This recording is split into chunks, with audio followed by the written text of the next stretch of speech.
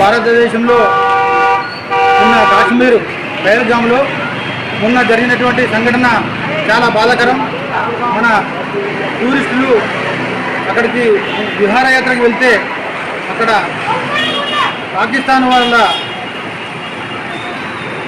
వీళ్ళు దేశద్రోహులు మన భారతీయులను కాల్చి చంపారు, అలాగే మన ఆర్మీని కూడా కాల్చి చంపారు.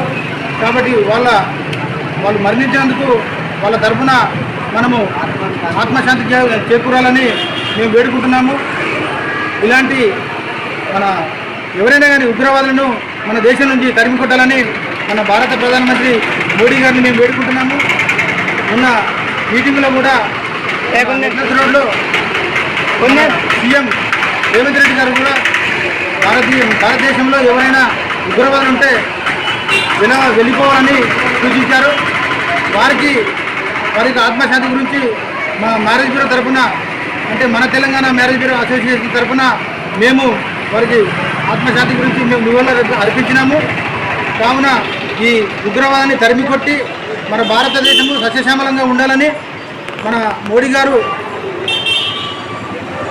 దేశ్కు బచావో ఉగ్రవాదికి హటావో బోల్కే ఏ నినాదం మేమైతే చెప్తున్నామో దాని ప్రకారంగా మన భారతదేశంలో ఉగ్రవాదమే లేకుండా అణచివేయాలని మేము మనవి చేస్తున్నాము. వాళ్ళ తరఫున నివాళులు అర్పిస్తున్నాము.